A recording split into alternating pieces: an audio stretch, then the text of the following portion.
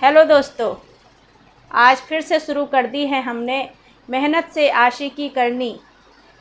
आज फिर से शुरू कर दी है हमने मेहनत से आशिकी करनी, क्योंकि हमें अपनी मंजिल तक इसी के सहारे जाना है। हमें अपनी मंजिल तक इसी के सहारे जाना है। तो दोस्तों, आप तो जानते ही हैं कि बिना कुछ किए कोई भी कार्य नहीं हो सकता। हर चीज़ के लिए मेहनत चाहिए। चाहे आप एक गिलास पानी ही क्यों ना पिए, उसके लिए भी तो आपको मेहनत करनी है। उस पानी के पास तक आपको पहुंचना है, उसमें पानी भरना है, तभी तो आप पानी पी पाएंगे। उसी तरह से हमें अपनी मंजिल तक पहुंचने के लिए भी तो मेहनत करनी पड़ेगी, है ना दोस्तों। तो दोस्तों, अपनी क्लास को शुरू करते हैं हम मध्यकालीन इतिहास के साथ। और हम क्या पढ़ रहे थे? खिलजी वंश ख़त्म हो गया था और अब हम तुगलक वंश के बारे में पढ़ रहे थे। और तुगलक वंश में भी हमने गयासुद्दीन तुगलक के बारे में पढ़ लिया था, जो कि तुगलक वंश के संस्थापक थे। किसके? तुगलक वंश के संस्थापक थे। ठीक है दोस्तों, अब पढ़ते हैं हम मोहम्मद बिन तुगलक के बारे में। किसके बारे में? मोहम्मद बिन तुगलक के बारे में अब हम शुरू करते हैं। ठीक है। तो दोस्तों, मोहम्मद बिन तुगलक का जो कार्यकाल है वो कब से कब तक है? 1325 से लेकर 1351 ईस्वी तक। कब से? 1325 से 1351 ईस्वी तक मोहम्मद बिन तुगलक का कार्यकाल है। ठीक है। अब अलाउद्दीन खिलजी के बारे में हमने पढ़ा था कि वो कम पढ़ा लिखा था, लेकिन उसकी नीतियाँ अच्छी थीं। उसने बहुत अच्छे तरीके से अपने शासन को संभाला था और बढ़ाया भी था। और मोहम्मद बिन तुगलक भी अच्छा शासक रहा और बहुत पढ़ा लिखा शासक था वो। ठीक है दोस्तों, तो मोहम्मद बिन तुगलक जो है सबसे ज़्यादा पढ़ा लिखा इंसान था। क्या था? सबसे पढ़ा लिखा इंसान था। मोहम्मद बिन तुगलक का जो पहला नाम रखा था जौना खां। क्या नाम था? जो पहले नाम था मोहम्मद बिन तुगलक का वो था जौना खां। मोहम्मद बिन तुगलक के बारे में कौन सी पुस्तक से पता चलता है? कौन सी पुस्तक से पता चलता है मोहम्मद बिन तुगलक के बारे में? रहला पुस्तक से। जो किसने लिखी थी? इब्न बतूता ने, जो मोरक्को यात्री था। और कहाँ आता है ये मोरक्को? अफ्रीका में। तो इब्न बतूता के द्वारा जो उसकी रहला पुस्तक थी, उस पुस्तक से ही किसके? मोहम्मद बिन तुगलक के बारे में हमें पता चलता है। ये देखिए, जो इब्न बतूता के द्वारा लिखी गई थी, जो एक मोरक्को यात्री था, और यह जो मोरक्को है वो अफ्रीका में आता है। ठीक है दोस्तों, मोहम्मद बिन तुगलक की नीतियों की विफलता के कारण अब उसकी नीतियां विफल हो गई, तो उसे क्या कहा गया? पागल, रक्त पिपासु, मूर्ख, बुद्धिमान कह दिया गया उसकी नीतियों की विफलता के कारण। लेकिन उसकी नीतियां अच्छी थी, कार्य वो अच्छे करता था। उसकी नीतियां गलत साबित हो गई तो उसमें क्या गलती है? तो उसे ऐसे नाम दे दिए गए। पागल कह दिया गया, रक्त पिपासु कह दिया गया, मूर्ख, बुद्धिमान कह दिया गया। ठीक है। अब उसके कुछ शासन के बारे में जान लेते हैं। शासन के बारे में कि कैसे उसने अपना शासन चलाया। तो दोस्तों, जो मोहम्मद बिन तुगलक की जो शासन था उसमें आपको धार्मिक सहिष्णुता दिखेगी। मतलब उसने धर्म के हिसाब से कोई कार्य नहीं किया। उसने ऐसा कार्य नहीं किया जैसे उलेमा वर्ग होते हैं ना, जैसे आजकल के टाइम पे क्या होता है, पंडित होते हैं, तो हर कोई क्या करता है, पंडित से पूछकर काम करता है। तो उसने ऐसा नहीं किया। उसने धर्म के हिसाब से कार्य नहीं किया, बल्कि जो कार्य उसे सही लगा उसने वह कार्य किया। मोहम्मद बिन तुगलक ने हिंदू मुस्लिम में से अगर कोई भी योग्य व्यक्ति है, अगर योग्य व्यक्ति है जिसके अंदर योग्यता है तो उसे उसने अच्छे पद दिए।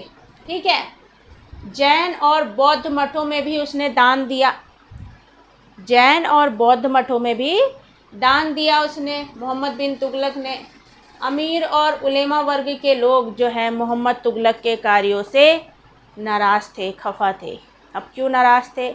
जब वो उनके हिसाब से कार्य ही नहीं करता था, वो अपने दिमाग का यूज़ करता था, अपने जो उसे सही लगते थे कार्य उसके हिसाब से वो कार्य करता था, इसलिए अमीर और उलेमा वर्ग के लोग उससे खफा थे। ठीक है।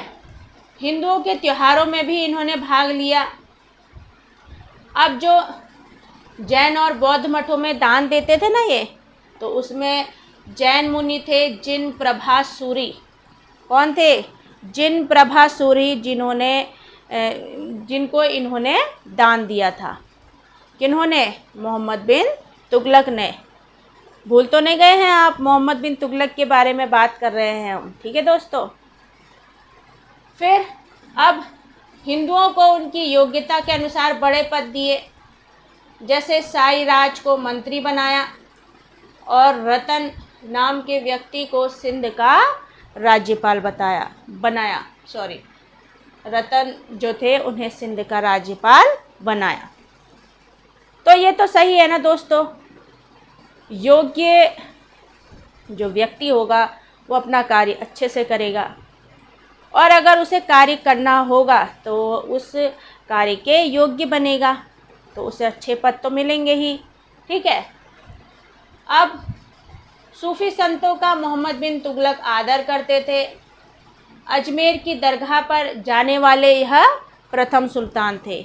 अजमेर की दरगाह पर जाने वाले यह प्रथम सुल्तान थे, और निजामुद्दीन औलिया की दरगाह का भी इन्होंने निर्माण करवाया। किसकी?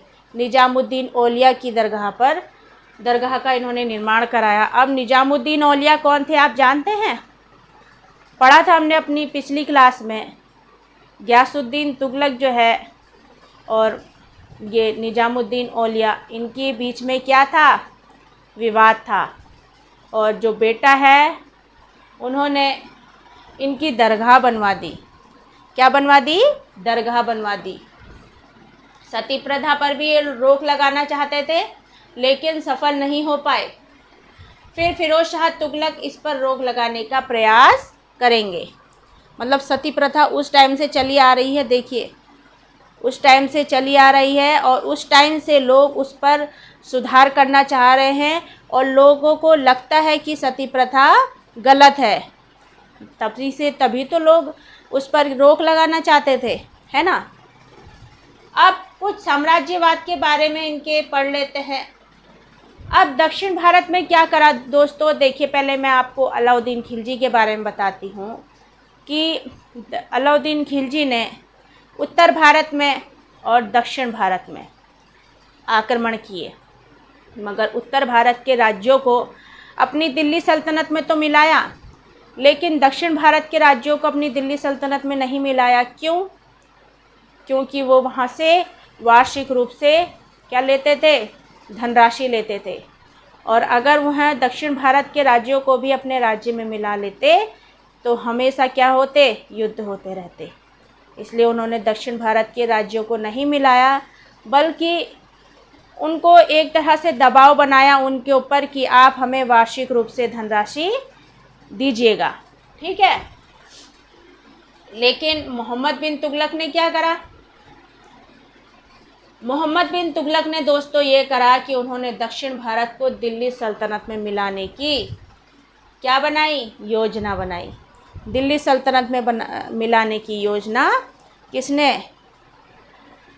मोहम्मद बिन तुगलक ने बनाई। फिर दक्षिण भारत में एक विद्रोह को शांत करता तो दूसरा विद्रोह हो जाता। विद्रोह होते थे वहाँ। एक कारण और था कि अमीर और उलेमा वर्ग के जो लोग हैं वो मोहम्मद बिन तुगलक से नाराज़ रहते थे। किससे?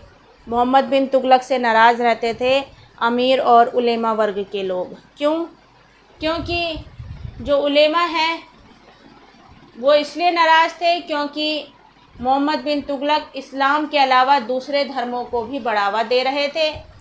और अमीर इसलिए नाराज़ थे क्योंकि इन्होंने गैर अमीरों को बड़े पद दिए हुए थे, इसलिए अमीर वर्ग के लोग नाराज़ थे।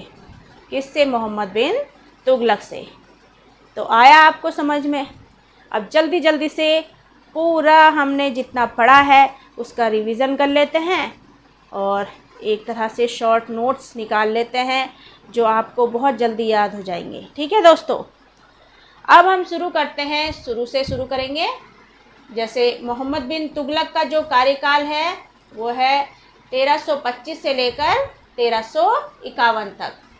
ठीक है, और मोहम्मद बिन तुगलक जो है ज़्यादा पढ़ा लिखा इंसान नहीं था ना, सॉरी दोस्तों गलती हो गई। मोहम्मद बिन तुगलक जो है पढ़ा लिखा था इंसान और अलाउद्दीन खिलजी कम पढ़ा लिखा था। ठीक है, फिर मोहम्मद बिन तुगलक का पहले नाम क्या था? जौना खां था। क्या नाम था? जौना खां था। फिर इनके मोहम्मद बिन तुगलक के बारे में जो पता चलता है वो पता चलता है रहला पुस्तक से, जो इब्न बतूता के द्वारा लिखी गई थी। और इब्न बतूता जो है मोरक्को यात्री है, जो मोरक्को है वो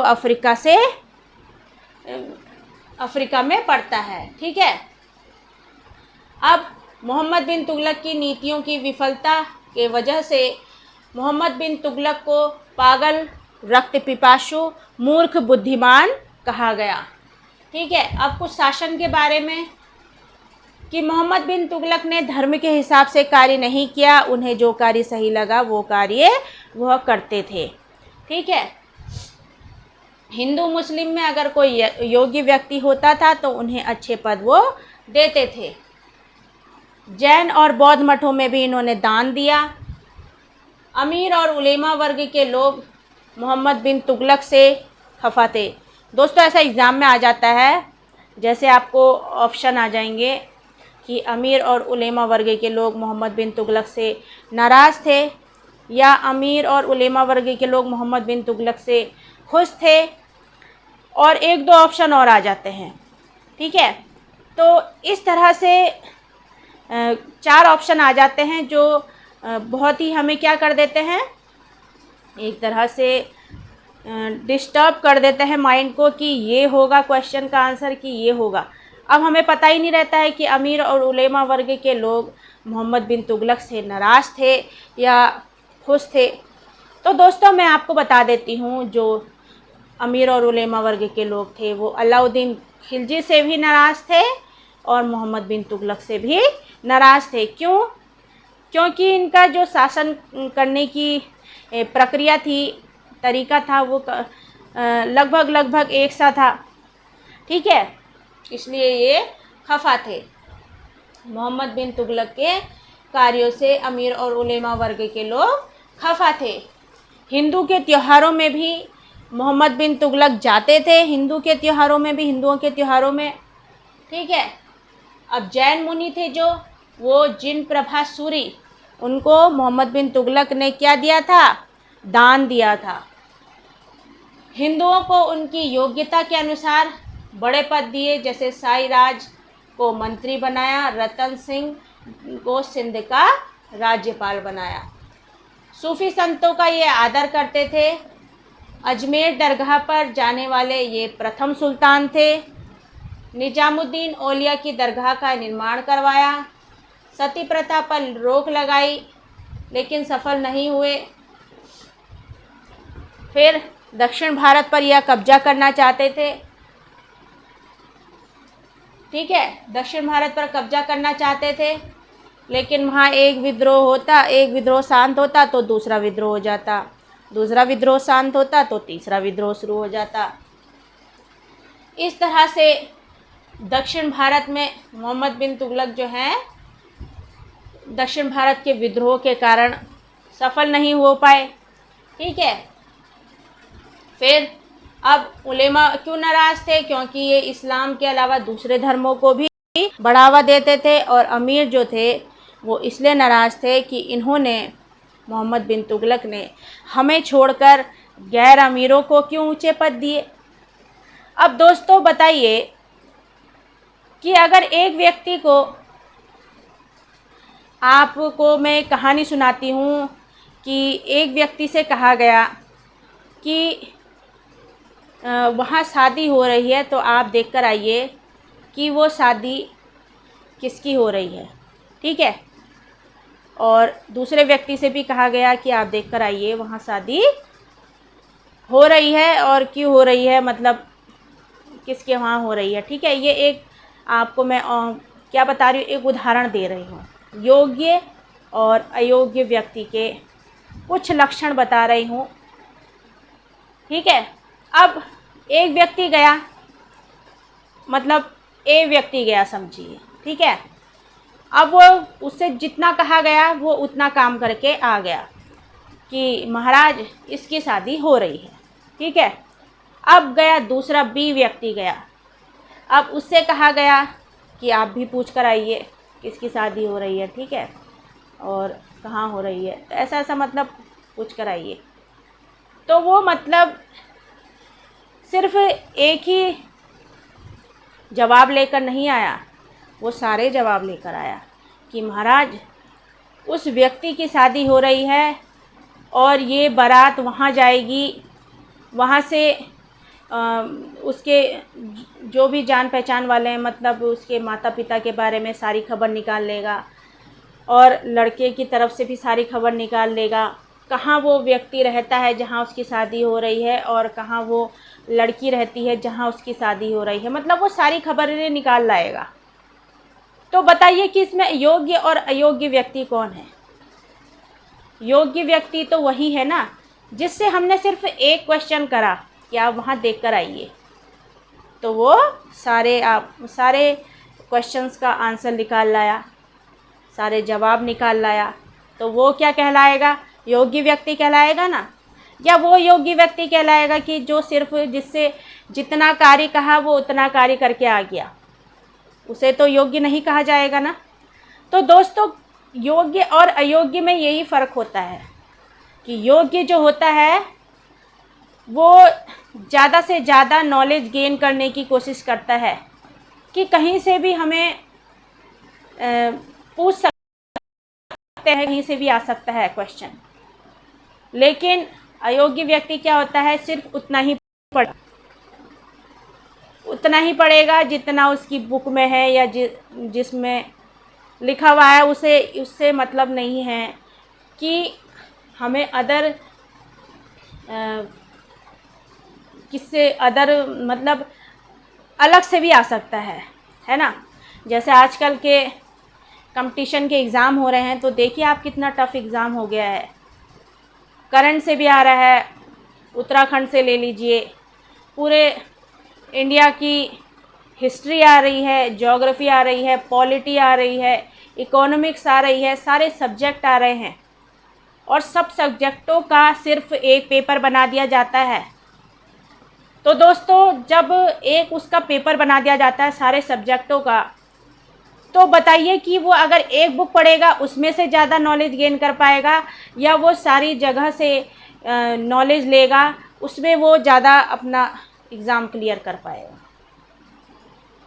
आप समझ गए होंगे, आप इतने बुद्धिमान तो हैं और आपको बताने की ज़रूरत नहीं है कि इसमें क्या गलत है और क्या सही है, ठीक है दोस्तों। तो एक शिक्षक का कार्य क्या होता है कि हमारे जो स्टूडेंट हैं, हमें जो देख रहे हैं, सुन रहे हैं, उन्हें ज़्यादा से ज़्यादा नॉलेज गेन करना, और बिल्कुल ये नहीं कि जैसा किताब में लिखा है बिल्कुल वैसा ही आपको मैं पढ़ा दूँ, तो क्या मतलब है उसका। वैसे तो आप किताब भी पढ़ लेंगे। मैं देखिए खुद नोट्स बनाती हूँ आपके लिए और नोट्स बना के आपको पढ़ाती हूँ। 11 बज जाते हैं मेरे को आपके लिए नोट्स बनाने में, लेकिन मेरे को क्या करना है, अपना काम करना है, आपको पढ़ाना है, आपको ज़्यादा से ज़्यादा नॉलेज देनी है, ठीक है दोस्तों। और अगर आपको मेरी क्लास अच्छी लगी होगी तो प्लीज़ लाइक शेयर सब्सक्राइब कर दीजिए। बैठे क्यों हैं, जल्दी से लाइक शेयर सब्सक्राइब कीजिए और अपने टीचर की मेहनत को एक क्या दीजिए, एक लाइक देकर और शेयर कर खुश कर दीजिए। ठीक है दोस्तों, तो आपका धन्यवाद मेरी पूरी क्लास देखने के लिए, और अपना ध्यान रखिएगा, खुश रहिएगा, स्वस्थ रहिएगा। ठीक है दोस्तों, ठीक है, मिलते हैं अपनी अगली क्लास में।